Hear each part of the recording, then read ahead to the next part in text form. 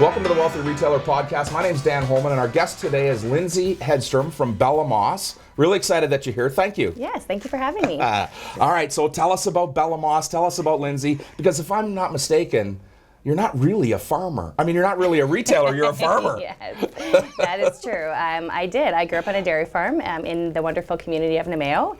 And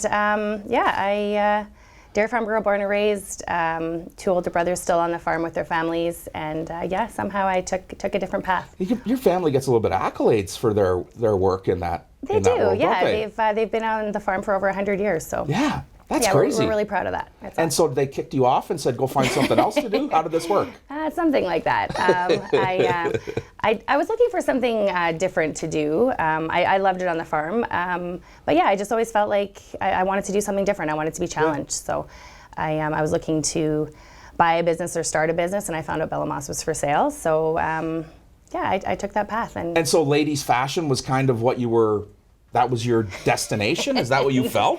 God, no. I think I applied for below the belt and didn't get hired when I was 15. Yeah. No, I had no retail experience. I don't have an inspirational story about how I, grew up, and from the moment I was a certain age, Yeah. I knew I was going to do this. I always really liked business, and I liked being around business people, and I knew Bella Maas was for sale, and I knew it also had a really good clientele, and it was a good business. So that was... And so when did you buy Bella Maas? In 2010. 2010, so you're almost 10 years. Yeah, it'll be 10 years next year. And you've kind of got it figured out now. No, gosh, no. I actually had one of my vendors have, it said new owners, Lindsay Hedstrom and Janine, and I just said, you know what, I might just keep that there. That's totally fine.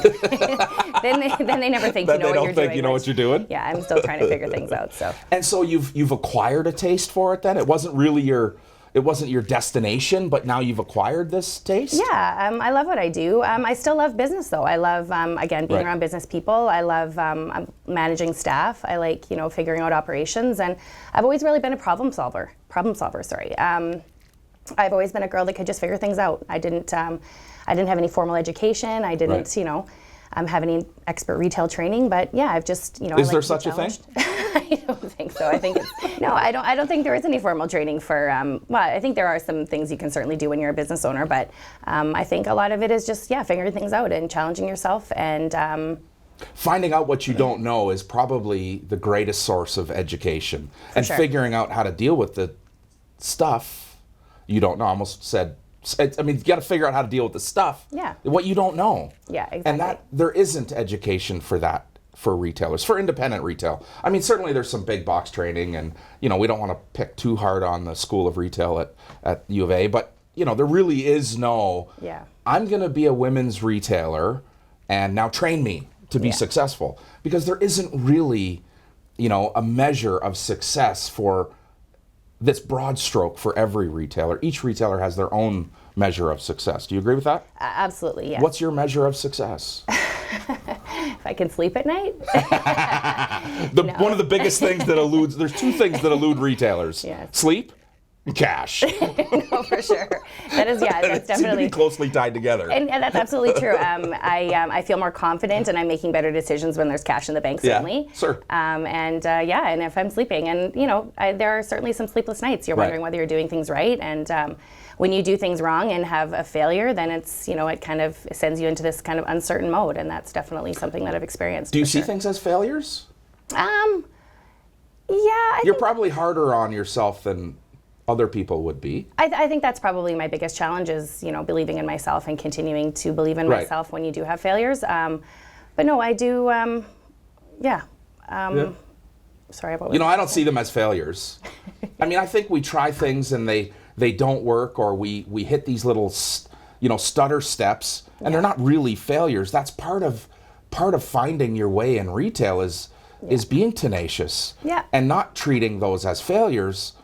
They're anomalies, and there's 25 other things that you're really successful at. Yeah, no, and that's true. It's you have to be able to adapt for sure. I know I heard from an entrepreneur that I really respect. He said, you'll go into work one day and have a list of things that you're going to do, and then you end up doing none of those things because you're just, responding to what needs you the most at that moment. So I'm good at that. I'm one of those people that does a better job when I'm busy. I feel like Right. I'm more productive when I have lots of things to do rather than when I don't. So I think a lot of us are like that. yeah, maybe to a fault. Right. I'm certainly stubborn, and I don't like to be told no. And again, I'm a problem solver. I like to figure things out, and I find that interesting. So When I don't have chaos, I go and create it. Walk down the hall, they'll tell you that. yeah, Geez, things seem to be going all right here. And then, oh yeah, here comes Dad. Let's do something different. That sounds great. Yeah, definitely. I could see that actually. Yeah.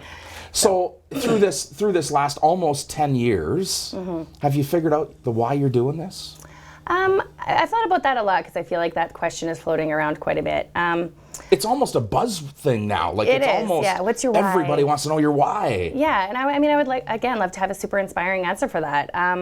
Obviously, I've got 2 boys. They're one's a teenager, one's just about another teenager. So it's I want to inspire them, and I think what I've come back to is I want to be a leader by leading by example.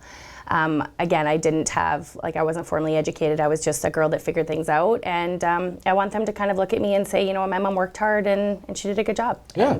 And teach them that they can reach their goals, and just by being smart and kind. And so you don't really have to have a destination on the map that you're working towards. Yeah. It's that every day I might go somewhere different and I deal with the challenges that come up. Yeah. Is that how you kind of... Yeah, I still say I don't know what I'm going to do when I grow up. Yeah, no, totally. Me neither. I said a little while ago I wanted to be Bob when I grew up, but I don't know that's... Yeah, I don't know. I have no idea what I want to be when I grow up. I'm going to figure it out soon. It's definitely a good question. I'm getting up there. So you're building this business. You're continuing to build this business. I think you get... Yeah. We find new ways of doing things all the time. Yeah. Can you think of a customer experience that you've had that's made you change the way things happen at Bella Maas? Yeah, there's all sorts of experiences. I can speak to some of my colleagues, and the stories are endless of positive and negative experiences with customers, and we laugh about that a lot. One thing that comes to mind is I like promotions or coupons. So we have.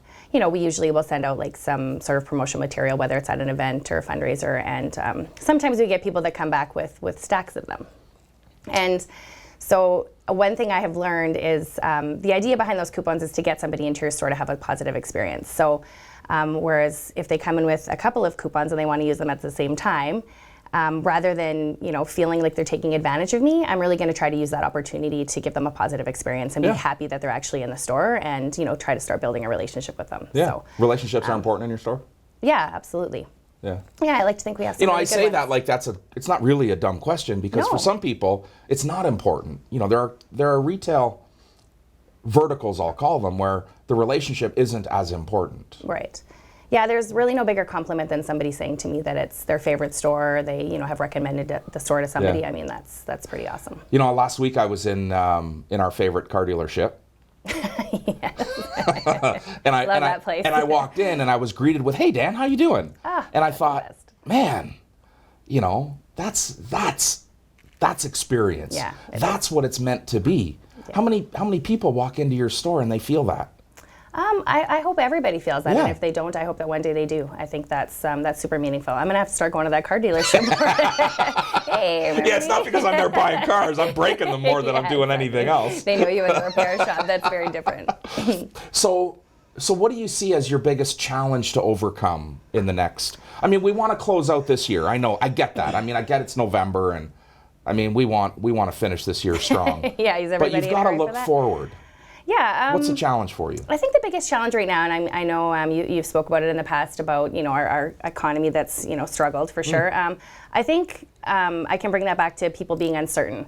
So nobody's really certain about what's right or what's wrong. I mean, with climate change and those types of things, and I certainly think about that as well. But the uncertainty part is whether they should be saving their money for a rainy day or whether they should be spoiling themselves or treating themselves. And in my case, that would be like maybe with a pair of nice jeans. So, and I feel those ways myself. Like I'm not sure whether I should be, a little bit smarter with my money or, But do you use retail therapy to satisfy challenges for yourself? Oh, for sure. Yeah. I got a store full of clothes that I can take. No.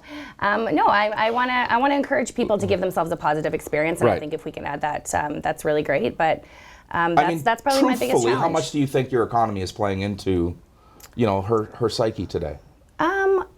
I think it's You think it's a piece of it? playing in there quite a bit for sure. Yeah, I think I know for myself, and I would consider myself the type of customer that we have, and yeah, I think about it a lot. Making sure. I mean, I have teenage kids that are going into college, and I'm worrying, what they're going to do. And yeah, we talked about braces and all that other crazy stuff that can happen. Boy, it's for crazy. Sure. Yeah, and then you start thinking about retirement, and should I be, driving a nice car or buying nice jeans? And retirement. My mind has totally switched. I officially became 1,000 years old. I'm not sure how that happened, but yeah. So. My dad was in town this week, and he's 70-something years old. I guess I should say so. He's like 72, and he's got a part-time gig that he works full-time half the year. So he said to a friend of ours last night, they were over, and he said, don't ever retire. Yeah. Just find something that you love. Right. That you don't feel like you need to retire. That retirement isn't really your destination or your aspiration. It's right. It's a mindset. You just find something where you feel like you are retired. Yeah, and that's fair. Isn't that what we should be doing? Yeah, I think I probably think about it just because sometimes lots of days I feel like it's a real grind, right? So I don't know if that's something that you can continue to do for a super long period of time before you're tired. Yeah, before you're tired. Okay, so let's talk about the grind. When you feel like today is a grind more than maybe I can bear, where do you look for inspiration? How do you get past it? I'm super fortunate. I have a really incredible circle of people that I can fall back on. I'm a talker, so I like to call people and talk on the phone usually when I'm commuting in between the stores. Tug, my boyfriend, he's a retailer at heart, or he wants to be one. He believes in me probably more than I believe in myself, and that's really sweet. Yeah. I've got some really close girlfriends that are in business. I mean, I rely on you quite a bit as well. Even my brothers and my ex-husband even is a friend of mine, and he's a tenacious business owner, and we chat a lot. So it's one of those things. I have. You've got a good circle that you fall back on. Yeah. That's outside of your sort of business environment or your store. Yeah, but there's certainly people that I can call and have a conversation with them about something that's going wrong, and they get it. Like they're not surprised or confused by that, and they, for the most part, they understand that it's a tough day and it'll pass, and they're all living it themselves. So cool, very good. Mm-hmm. So you said fundraiser a little while ago. Tell me more. Yeah, you did. I heard you say fundraiser. So you're at fundraisers. Tell me about being connected to the community. Tell me why that's important to you. I've always felt that it's important to give back, and even before I bought the stores, I felt like I wanted a platform or to feel important enough that people would listen to me to help people raise funds for certain things. One program that we did a couple of years back was Bella Maas Gives Back, and my idea behind that was to kind of profile and then highlight these smaller, businesses, or not even businesses, but just people that are making a difference in a smaller way. Yeah. I mean, there's certainly a lot of big charities that get a lot of accolades, and I'm a supporter. Like, I'll use the Stollery for example. My son spent time there, and a lot of people talk about it, and nobody questions slicing a check to them. But some of these smaller girls, I'll use Christine Bichon from Westlock. She runs Soul Sisters Foundation, and she lost her daughter from suicide, and she's just grinding it out, trying to support people in acknowledging mental health. And I just wanted to, in my small way, I'm not a big business, or I'm not worldwide. Right, yeah, you and me both, for sure. Yeah, but I wanted to just use my kind of platform to highlight what she's doing, and I think what she's doing is really awesome. So we just took a portion of sales from her, and then every month after that to a different kind of smaller person or charity to give back, and it worked out really well. So yeah, that's good. It's admirable, because I don't think that every retailer really recognizes how much they influence their community. I am not shy about telling people, sharing my why with anyone. I am never shy. I get a lot of heat for using the word bipolar, but some days it is a bipolar roller coaster. Yeah. And I think that if more of us recognized how much influence, the Bella Maases of our community had on that community, maybe we would do a better job of supporting them. Yeah. And I think that we have to stand up, and remind people that, it's Bella Maas on the back of the hockey jersey. It's not Amazon. Yeah. When was the last time you saw Amazon sponsor something in St. Albert, you know? Never. And No. I mean, I can't even explain to you how many asks I get for things like that, and I'm happy to donate it. But I do think that people need to recognize with the Shop Local movement is that us, like business owners, need to be able to give back. Right. So we have to be supported. You have to be Otherwise, supported. there's nothing to support from. And so how do you get that message to your customer? How do you get that to your client base? About shopping local? Well, about the, you know, if you don't shop local, I can't do the things that you ask me to do. Yeah, it's tough, difficult. isn't it? It is difficult, yeah, because you come across as like challenging them, and that's not. It doesn't usually come across in the best way. Right. So, I mean, it's easy for me to say, you know, hey, you shop in my store, I'll absolutely support you. But if you send me a Facebook message with an ask and you haven't even set foot in my door, I mean, it's more difficult, isn't it? It is, yeah, right. for sure. Right. And maybe the businesses that they support will support them. Right. So, because it has to come from somewhere. You can't give from an empty bucket. Yeah. Okay, and so how do you share that message with other retailers? I mean, let's give them a tip. Let's give them a plug or a push to say, you know, you need to start doing more of this. More giving back? Well, do they? Yeah, I hope so. How do we push retailers to give back? I don't know. By pushing consumers into their stores? By pushing our, you know, possibly, yeah. our clients back? Yeah. I mean, I think the shop local thing, I mean, I hate to see it used, you know, as a buzzword or as I mean, it's not. It's not. It's important that, you know, our greater community supports those independent stores. Yeah. More than, you know, look here we are, we're in St. Albert this morning, you know, and the great push to get a theater here, you know, great. And all of the retail that it brings to that theater, but it's really the independents that are changing the way that community is run, the businesses that are here. We need consumers, we need our customers to come and spend money in our stores. Yeah. And maybe it's just about, you know, doing the best that you can. I mean, maybe it's difficult to shop local every single time you go shopping. Right. But, you know, maybe making small changes would have, you know, a big effect. Do you shop online? Not often, no. No? Do you buy anything online? I have in the past, yeah. Well, my son has bought some stuff for his Xbox on Amazon, yes. So I do. Sure. I do have some experience. You've got some on your credit card? Yeah. Unfortunately, I do, yes. Yeah, I do. And do you think online is important for the independent? I don't know if it's important. I think it's a platform for us to have, you know, a different way to sell. For sure, I think it's convenient, and even in our climate. I mean, sometimes it's miserable outside, and some of my clients want to stay home in their pajamas, or they're home with their kids, and they don't have any other options. So that's just another option for them. But so I want to make sure I understand. Your online presence is more about delivering convenience than capturing sales. for sure. Really? Yeah. Well, I shouldn't say that. No, it's definitely about. That's unique. It's about. And a lot of my online customers are my current customers. Right. And when I started to see, my online sales come in, I was like, oh, that's so interesting. Like, I love that they have the ability. She was to in my purchase. she yesterday, and now she bought something online. Yeah, and I love that they have the ability to purchase another way. So it is convenience. I mean, I would be lying, I suppose, if I said that it wasn't, to have another platform to sell. I'm a business owner. I mean, we're not getting a lot of customers listening, so it's okay to say we want sales. Yeah, how many listeners do you have? Like six? Yeah, all 4 of them are going to really love this idea. I heard you say that, and that made me laugh. So I think that's super funny. I said my one follower's net. I could just bang on the wall and get her. That's your daughter or your wife? Either one, yeah. I might have 3 too, so the combo of 5. That's really great. Yeah. Okay, so talk to me about some of the things that you do outside of Bella Maas that you really feel, benefits you and then your business. What things are you doing outside? That's a good question, Dan.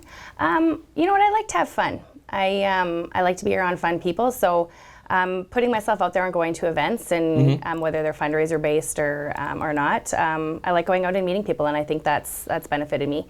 Getting to know people in my community, even outside. Does it change your ability to interact with people, by putting yourself out there? It can sometimes be scary to put yourself out there. I mean, when I moved here, I came, I think 10, 12, 14 years ago, whatever it is. I didn't know anybody here, and the only way I could meet people was to throw myself out there, which was kind of uncomfortable, but it really helped my business. Yeah, no, it's daunting for sure, and I think, I could potentially be considered an introvert if if I dug deep enough. But no, I do like being out with people, and again, I like to have fun. So it's out there having fun and finding inspiration in that in that enjoyment and that fun. Yeah. Yeah. All right. So give me something. Give the retailer listeners. There's a couple of retailers that'll listen, I promise. Your past.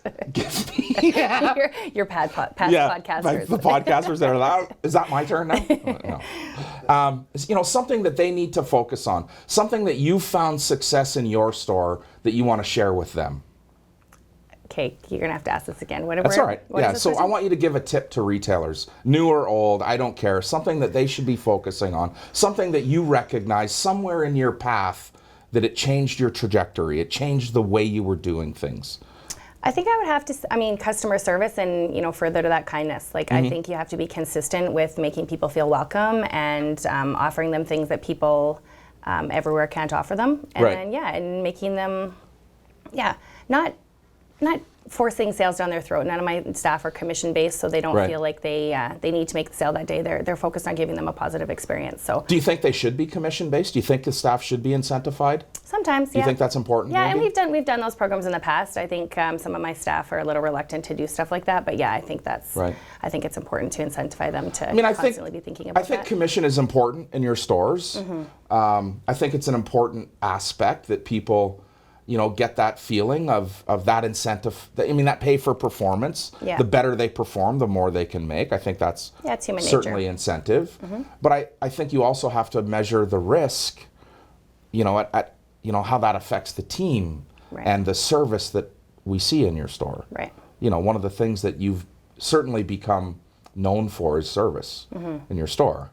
I speak from through personal experience. I don't spend a lot of time in ladies' stores. Maybe I should. Maybe for Christmas. My figure isn't really conducive to ladies' clothing. Okay, so let's fast forward 3 years. Fast forward 3 years for myself. 3 years. What do we look like? What's our deal?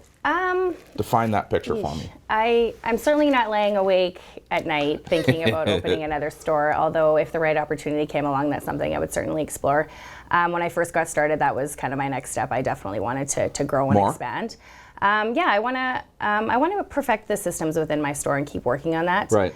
I know we kind of briefly talked about... So it's better being a better retailer, not a bigger retailer. Right. Bigger isn't always better. Yeah, good for you. No, I truly believe that. It's I think I can do a better job in my stores. We did go online a couple of years ago, and we've experienced a lot of challenges with that. And I'd like to work on that and continue to perfect that. But I think if I keep spreading myself too thin, I'm just going to get more and more burnt out, and I don't know if that's the best thing. But okay, you never know. So better retailer.